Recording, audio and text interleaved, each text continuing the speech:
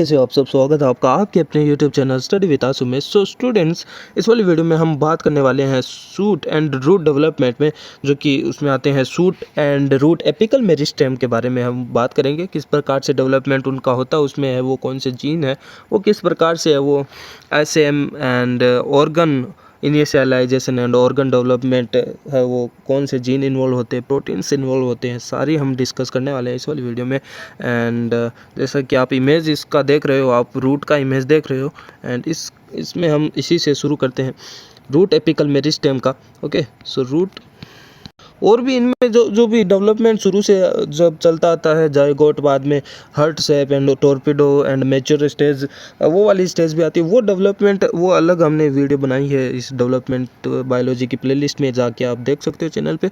और CSIR net के syllabus में भी है वो डेवलपमेंट, उसमें है वो दूसरे मॉड्यूल में दे रखा है। एंड फोर्थ मॉड्यूल में ये सूट एंड एपिकल मेरिस्टेम के बारे में अलग है टॉपिक। तो पता नहीं इतना दूर दूर टॉपिक क्यों दे रखा है। सो उसी के अकॉर्डिंग ही हम चलते आ रहे हैं, तो आज हम बात करेंगे। सो रूट एपिकल मेरिस्टेम से शुरू करते हैं। सो आप ये इमेज आप देख रहे हो रूट की, उसमें अगर हम बात करें सो 4 रीज़न होते हैं मोस्टली। हम 4 रीज़न के बारे में बात करेंगे। अगर हम रूट के बारे में बात कर रहे होंगे तो ये वाला नीचे वाला रीज़न आप देख रहे हो वो है रूट कैप। तो 4 रीज़न हम मोस्टली हम देखेंगे। ओके, एंड ये वाला जो रीज़न आप देख रहे हो, ये वाला रीज़न है मेरी एपिकल मेरिस्टेम रीजन है। Okay, apical meristem. ओके, सो मेरिस्टेम नाम से ही आपको पता चलता है। देखो, जैसे कि सूट एपिकल मेरिस्टेम में जो ऊपर जो पतला सा वो हिस्सा होता है, जिससे है वो आगे है वो प्लांट है वो ग्रो करता रहता है। यानी यहाँ पे डिफरेंशिएटेड रीजन है, यहाँ से डिफरेंशिएटेड होते हैं आगे आगे जैसे भी चलता जाता है इनका डेवलपमेंट। एंड यहाँ पे बहुत सारी अनडिफरेंशिएटेड स्टेम सेल्स होती है जो कि आगे चल के है वो डिफरेंशिएटेड होती जाती है, और ग्रो आगे का है वो हिस्सा है जैसे ग्रो है वो कराता जाता है। सो ये मेरिस्टेम वाला पार्ट है वो होता है। ओके, एंड ये वाला जो एरिया आप यहाँ से यहाँ तक देख रहे हो, ये वाला हेयर एरिया है इलोंगेशन एरिया का। ओके, यहाँ पे इलोंगेशन आप देख सकोगे, area of elongation. Okay, and fourth हमने 2 पार्ट देखे, रूट के apical meristem, and third part हमने देखा area of elongation, and fourth part हम देखेंगे एरिया ऑफ मेचुरेशन, जो कि मेच्योर हो चुका है इनफ, जिसमें हम रूट हेयर देख सकते हैं। ओके, रूट हेयर, सो इसका मेचुरेशन हो चुका है इस वाले पार्ट का। सो इस वाले पार्ट को हम बोलेंगे एरिया ऑफ मेचुरेशन। अब यहाँ पे तो ग्रो होने का जो प्रोसीजर है वो चल रहा था। यहाँ पे वो स्टेम सेल है धीरे धीरे डिफरेंशिएट होके ग्रो करवा रही थी, और ये वाला एरिया है वो इलोंगेशन वाला एरिया ग्रो कर रहा है। ओके, एंड जो ये वाला है वो ग्रो कर चुका है, मेच्योर भी हो चुका है, इसमें रूट हेयर भी है वो भी बन चुकी है। ओके, सो ये फोर्थ रीजन हमने बात की रूट एपिकल मेरिस्टेम में। Okay, and then if you talk about their function of all part of the root, so root cap की बात अगर हम करें सो इसका फंक्शन क्या होता है। सो ये है वो प्रोटेक्शन में हेल्प करता है, protection of apical meristem from mechanical injury. Okay, and as the root pushes it way through the soil. Okay, so soil में है वो आगे है वो रास्ता बनाता है, एंड प्रोटेक्शन भी है वो कराता है, मैकेनिकल इंजरी से बचाता है। Okay, and root cap cell form by specialized root cap stem cell. As root cap cell differentiate, they acquire the ability to perceive gravitational stimuli and secrete mucopolysaccharide slime that help the root to penetrate the soil. Okay, and they perceive gravity, enable gravitropism. Okay, so gravitropism जो होता है, जो gravity के कारण जो उसमें म्यूकोपोलीसैकेराइड है वो स्लाइम है वो सीक्रेट होती है यहाँ पे है वो, जो कि है वो इंड्यूस कराते हैं इसके जो ग्रेविट्रोपिज्म को। ग्रेविटी नीचे की ओर जाती है, और नीचे की तरफ इसका जो ग्रोविंग मूवमेंट है उसको पेनिट्रेट, जो कि सोइल को पेनिट्रेट करती हुई आगे मूवमेंट करती है, इसको है वो स्टिमुलेट है वो इस प्रकार से वो होता है। ओके, एंड सेकेंड थिंग अगर हम बात करें मेरिस्टेम जोन का, यहाँ पे ये मेरिस्टेम जोन की हमने बात की। सो उसकी अगर हम बात करें, so the meristem zone lie just under the root cap. Okay, and the root meristem generates only one organ. Okay, the primary root. It produces no lateral appendage. Okay, so primary जो root होती है वो है वो meristem zone से है, वो यहीं से प्राइमरी रूट बनती है। ओके, एंड इलोंगेशन जोन की अगर हम बात करें, so the site of rapid and extensive cell elongation. Okay, and although some cell may continue to divide while they elongate within this zone. Okay, and the rate of division decrease progressively to zero with increasing distance from the meristem. सो ये जो area of elongation वाली जो sales है जो कि है वो division करती रहती है रैपिडली। सो इस इन सेल का डिवीज़न रेट है वो धीरे धीरे स्लो होता जाता है और लास्ट में है वो इनका डिवीज़न है वो बंद हो जाता है। एरिया ऑफ इलोंगेशन इस वाले एरिया का भी ये सेल्स है वो डिवीज़न करना धीरे धीरे बंद कर देते हैं, जैसे ही है वो जैसे है वो ये एपिकल मेरिस्टेम वाली सेल्स है वो दूर जाती है। ठीक है, एक सुफिशिएंट रेंज से है वो दूर जाते ही है वो इन इलोंगेशन वाली एरिया के सेल्स है वो डिवाइड करना रुक जाएगी, उनकी जो रेट है वो स्लो हो जाएगी, जीरो हो जाएगी at the end. Okay, and if you talk about the maturation zone, okay, so region in which cell acquire their differentiated characteristics, okay, and cell enter the maturation zone after division and elongation have changed. Okay, and so if we can say all cells get their fate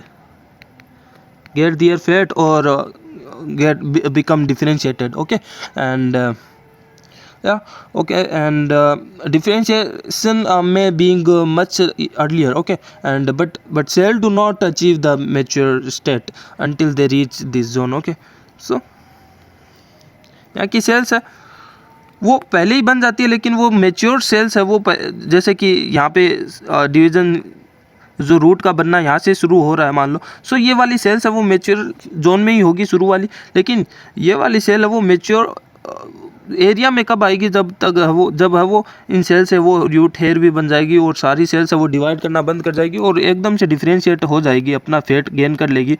और ये सो बात कर लेते हैं gene कौन कौन से involve होते हैं रूट एपिकल मेरिस्टेम में और उसके फॉर्मेशन में। So gene that help in root apical meristem to function. Okay, so वो कौन से जीन कौन से इन्वॉल्व होते हैं। So first gene is WOX5, okay, and second gene is hobbit gene and third gene is short root gene SHR gene, जो कि ये जीन है वो जो एम्ब्रियोजेनेसिस वाला जो पार्ट है उस वाली वीडियो में हमने डिस्कस किया था, तो वो वीडियो भी आप देख सकते हो, short root gene.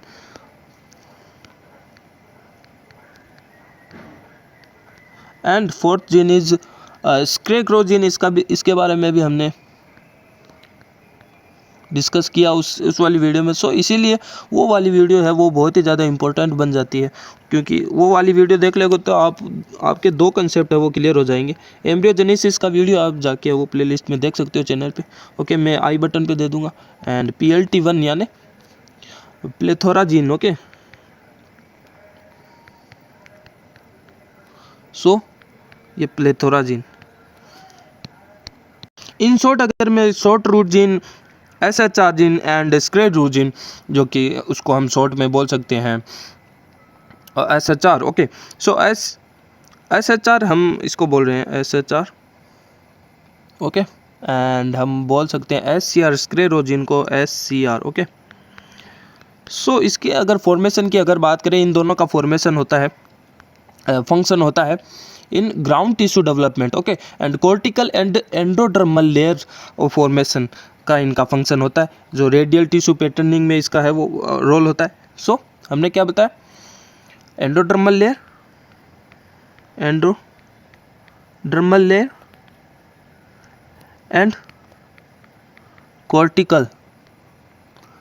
Cortical layer formation का इनका है वो रोल होता है। एंड म्यूटेंट केस आप सभी को पता है CSIR में बहुत सारे पूछे जाते हैं। सो SCR यानी शॉर्ट रूट जीन अगर रिसेसिव म्यूटेंट हो गया, ओके, सो SCR नेगेटिव अगर म्यूटेंट हो गया तो क्या होगा, हमें देखने को मिलेगा जो अगर SHR म्यूटेंट अगर हो गया तो हमें है वो कॉर्टिकल जो सेल्स है उनकी वो सिंगल लेयर हमें देखने को मिलेगी, जो कि इन नॉर्मली वो डबल लेयर होती है। सो सिंगल लेयर हमें कॉर्टिकल सेल्स है वो देखने को मिलेगा, और एंडोड्रम जो सेल्स होती है जो कि इससे फॉर्मेशन होता है वो हमें देखने को नहीं मिलेगी। So no endoderm. Okay, so endoderm जो लेयर होती है वो देखने को ही नहीं मिलेगी अगर शॉर्ट रूट जीन अगर म्यूटेंट हो गया तो। Okay, and single one layer, okay, one layer of cortical. Okay, and दूसरा अगर म्यूटेंट हम SCR म्यूटेंट की अगर बात करें, क्रोजीन को अगर म्यूटेंट हो गया तो क्या होगा, तो इसमें होगा single layer with the property of both endodermal and cortical cell. Only layer तो एक ही फॉर्मेशन होगी जिसमें है वो फैट दोनों का होगा, दोनों का फंक्शनैलिटी होगा एक ही लेयर में। ओके, एंडोडर्म का एंड कॉर्टिकल लेयर का दोनों का। Okay, so one layer only. Okay, so ये इनका है वो रूट की हमने बात की। अब हम बात करें shoot apical meristem organization and development के अगर बारे में हम बात करें, सो एक बार फिर से आपसे रिक्वेस्ट करता हूँ कि वो वाली वीडियो आप देख लीजिएगा, क्योंकि वो वाली वीडियो आपको बहुत ही ज़्यादा हेल्पफुल होगी, एम्ब्रियोजेनेसिस वाली।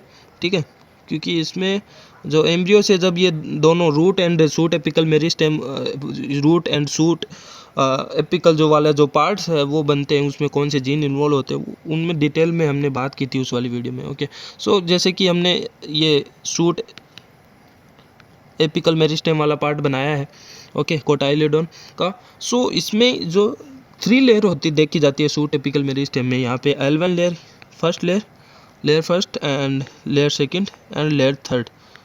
ओके, सो जो लेयर सेकंड एंड थर्ड में जो इस प्रकार की सेल एंड टिश्यूज़ होते हैं जो कि जो इंटरनल जो आगे ऑर्गन डेवलपमेंट वाली जो स्टेम सेल वगैरह में पार्ट होती है वो वाली सेल्स है वो यहाँ पे होती है। एंड जो आउटर लेयर होता है यहाँ पे जो एपिडर्मिस वगैरह की जो आउटर जो लेयर पे जो सेल्स होती है उनमें से वो फॉर्म करने वाली जो सेल्स है वो L1 पे होती है।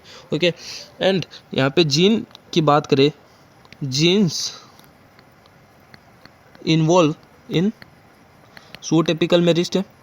सो जीन्स की अगर हम बात करें यहाँ पे आएगा हमारा STM, gene and protein involve करके दोनों का है बता रहा हूँ मैं कौन कौन से जीन एंड प्रोटीन्स इन्वॉल्व होते हैं। मेनली जो इम्पोर्टेंट की बात करें इसी में से ही है वो, नेट में है वो क्वेश्चन आते हैं। वुस gene and third is CLV clavata genes होते हैं। ओके, उसके भी 3 पार्ट होते हैं, clavata 1 2 second, clavata 1 2 and third. Okay, so clavata gene, CLV gene. Okay, so ये कुछ 3 मेजर है वो जीन एंड प्रोटीन है वो इन्वॉल्व होते हैं इसमें। एंड बात करें हम डिटेल में, सो STM की अगर हम बात करते हैं शुरू से, STM का क्या रोल रहता है। STM मेंटेन करता है आइडेंटिटी का, शूट एपिकल मेरिस्टेम की आइडेंटिटी का है वो मेंटेन करता है। Okay, so we can say maintain identity of shoot apical meristem, वो कौन कराता है, STM जीन। ओके, एंड साथ ही साथ ये वुस जो प्रोटीन हमने यहाँ पे देखा उसको एक्टिवेट कराता है, उसको इनकोड कराता है। और ये जो वुस प्रोटीन है, ये वाला प्रोटीन है, ये स्टेम सेल्स की पॉपुलेशन को मेंटेन करता है। स्टेम सेल्स है उसको डिफ्रेंशिएट होने से बचाता है, एंड जो स्टेम सेल्स की पॉपुलेशन को मेंटेन करता है, ये जो वुस जितनी देर एक्टिवेट रहेगा उतनी देर ये स्टेम सेल्स है वो उनकी पॉपुलेशन बनती रहेगी, और ये स्टेम सेल्स है वो डिफ्रेंशिएट नहीं होगी, स्टेम सेल की पॉपुलेशन बनती रहेगी। ओके, स्टेम सेल्स आपको पता ही है वो अलग अलग ऑर्गेन को बनाने में की कैपेसिटी रखता है। ओके, एंड इनडायरेक्टली हम कह सकते हैं कि STM जो प्रोटीन है वो स्टेम सेल्स को मेंटेन रखती है। एंड देन जो ये क्लेवेटा जीन है वो, अब ये वुस है वो जो CLV प्रोटीन था क्लेवेटा, CLV3 जीन को है वो एक्टिवेट कराता है, CLV3 को एक्टिवेट कराता है। अब ये वुस ने CLV3 क्लेवेटा 3 को एक्टिवेट कराया है, उसके बारे में थोड़ा अगर हम और एक्सप्लेनेशन अगर देखें, सो उसमें क्या होता है, ये जो CLV क्लेवेटा 3 जीन है इसका जो फंक्शन क्या होता है, इसका फंक्शन होता है ऑर्गेन इनिशियलाइजेशन। ओके, अब हमने स्टेम सेल तो बना ली थी उस जीन से, उस जीन ने हमने स्टेम सेल्स बहुत सारी बना ली थी एक रीजन में, जो कि मेरिस्टेम रीजन वाला, मेरिस्टेम वाला पार्ट होता है, आपको पता ही, वहीं से वो पत्तियाँ, स्टेम और बहुत सारी जो भी अलग अलग ऑर्गन है वो मेरिस्टेम वाले पार्ट से है, वो अलग अलग ऑर्गन बनते जाते हैं और आगे आगे प्लांट है वो डेवलप होता जाता है, ये वाली चीज़ तो आपको पता ही है। सो वहाँ पे क्या होती है, स्टेम सेल्स होती है मेरिस्टेम वाली पार्ट में। ओके, सो वो स्टेम सेल उस वाले जीन ने वो मेंटेन कर रखी थी, बहुत सारी स्टेम सेल उसने बना दी। अब उसने वो साथ ही CLAVATA3 वाले जीन को भी एक्टिवेट करा दिया, जो कि है वो इन स्टेम सेल्स को, जो कि अनडिफरेंशिएटेड होती है, उनको डिफरेंशिएटेड करा के अलग अलग है वो ऑर्गन बनाना शुरू कर देता है। ओके, सो ऑर्गन इनिशियलाइजेशन का काम ये करता है। एंड अगर हम म्यूटेंट केस की अगर हम बात कर दें कि वो क्लेवेटा जीन है वो म्यूटेंट हो गया तो क्या होगा। सो देखो, क्लेवेटा जीन अगर म्यूटेंट हो गया तो ये वाली स्टेम सेल्स है वो बनती रहेगी, यहाँ पे कोई ऑर्गन बनेगा नहीं, इन सेल से ऑर्गन बनेगा नहीं, तो ये सारी सेल अक्यूमुलेट हो जाएगी। ओके, स्टेम सेल का एक्यूमुलेशन हो जाएगा एज ए रिजल्ट ऑफ जो SM है उसका साइज लार्ज हो जाएगा और स्टेम सेल है वो अक्यूमुलेट हो जाएगी। ओके, सो स्टेम सेल एक्यूमुलेट यानी इकट्ठी हो जाएगी, जमाव हो जाएगा उनका। ओके, सो ये बात हमने की क्लेवेटा जीन के बारे में। एंड SM का साइज़ है वो बिगर हो जाएगा, बिकम बिगर। ओके, सो ये भी हम लिख सकते हैं। नेक्स्ट अगर हम बात करें क्लेवेटा, मैंने कहा था कि 1 भी होता है, 2 भी होता है, 3 भी होता है, ये तो हमने बात की 3 की।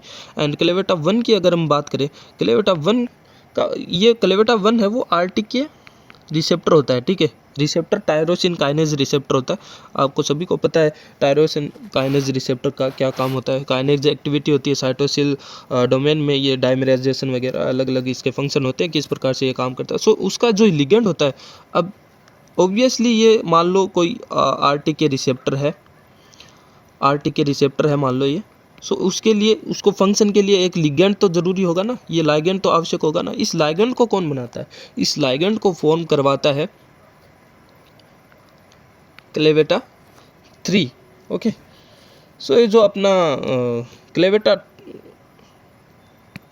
ओके, सो क्लेवेटा 3 है वो इनकोड करेगा इस लाइगेंड को फॉर्म कराएगा, एंड ये है वो रिसेप्टर के साथ अटैच हो जाएंगे, एंड ये डायमराइजेशन होके इनका काम होगा रिसेप्टर टायरोसिन काइनेज, ये फंक्शन होके आगे जो भी इनका इनिशियलाइजेशन, ऑर्गन इनिशियलाइजेशन वगैरह जो भी काम होगा वो फंक्शन है वो रोल प्ले होगा। ओके, जिन क्या करता था, वो जिन करता था इनको स्टेम सेल की पॉपुलेशन को मेंटेन करता था, स्टेम सेल को बनाने का काम करता था। सो वो जिन है वो ही नहीं होगा, सो स्टेम सेल्स बनेगी नहीं, मेरिस्टेम वाला पार्ट ही नहीं बनेगा, so no meristem. Okay, meristem वाला पार्ट ही नहीं बनेगा। सो इस प्रकार से कुछ भी है वो म्यूटेशन केस पूछ सकते हैं CSIR में, हमें नॉलेज है तो हम है वो कर देंगे। ओके, क्लेवेटा 2 की हमने बात की थी, तो ये क्लेवेटा 2 है वो रिसेप्टर को तो बनाएगा, लेकिन ये क्लेवेटा 1 वाला जो RTK रिसेप्टर है वो अलग होता है, इसमें टायरोसिन काइनेज होता है, टायरोसिन काइनेज की एक्टिविटी होती है क्लेवेटा 1 में, है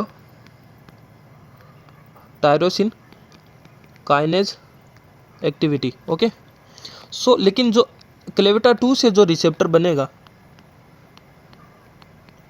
उसमें जो काइनेज एक्टिविटी वो नहीं होगी। Okay, so have no kinase activity. Okay, so kinase आपको पता ही है फॉस्फोराइलेट ऐड कराने में, add phosphorus. Okay, so phosphoryl add कराने का काम करता है काइनेज एंजाइम। ओके, सो वो वाली प्रॉपर्टी इसमें नहीं होगी जो क्लेवेटा 2 के द्वारा जो रिसेप्टर बनेगा। ओके, उसमें सो यहाँ पे एक हम काइंड ऑफ टेबल है वो ड्रॉ कर सकते हैं, जो CLV3 ओके, जो कि लाइगेंड को इनकोड कर रहा था, जो कि क्लेवेटा 1 का जो RTK रिसेप्टर था उसके लिए लाइगेंड का काम कर रहा था। एंड जो ये क्लेवेटा जो जीन्स होते हैं वो वुस को, जो वुस है वो इनको वुस वो प्रोटीन है वो क्लेवेटा जीन को इनकोड करता था, इनको स्टिमुलेट करता था। ओके, बना रहा था। साथ ही साथ ये जब बन जाते हैं, इनका जब काम हो जाता है, फिनिश हो जाता है, तब वो फीडबैक इनिबिशन भी करते हैं, क्लेवेटा जीन है वो इनको इनिबिट करते हैं। ओके, वुस जीन को इस प्रकार से ओके इनिबिट करते हैं। एंड यहाँ पे CLV1 एंड 2 है वो इन्वॉल्व होते हैं इस वाली प्रोसेस में। ओके, एंड वुस है वो सेम साइज़ को मेंटेन करता था। ओके, शूट एपिकल मेरिस्टेम की साइज़ को मेंटेन कर रहा था। ओके, सो अगर वुस अगर नहीं होगा तो स्टेम सेल्स नहीं होगी, मेरिस्टेम वाला पार्ट नहीं होगा, मेरिस्टेम वाला पार्ट नहीं होगा तो जो एसएम की साइज़ है वो शॉर्ट होगी, एसएम साइज़ शॉर्ट। तो एसएम साइज़ के ऊपर इतने क्वेश्चन पूछे जाते हैं और फ्यूचर में पूछे भी जाएंगे। बहुत सारे क्वेश्चन है वो किसी भी प्रकार से एक्सपेरिमेंट बना देंगे कि loss of function of CLV1 अगर हो जाएगा, CLV1 का लॉस ऑफ फंक्शन हो जाएगा, काम करना बंद कर जाएगा, तो सेम साइज़ में है वो सूट एपिकल मेरिस्टेम साइज़ में है वो क्या इफेक्ट होगा। सो सूट एपिकल मेरिस्टेम है वो बिगर हो जाएगी।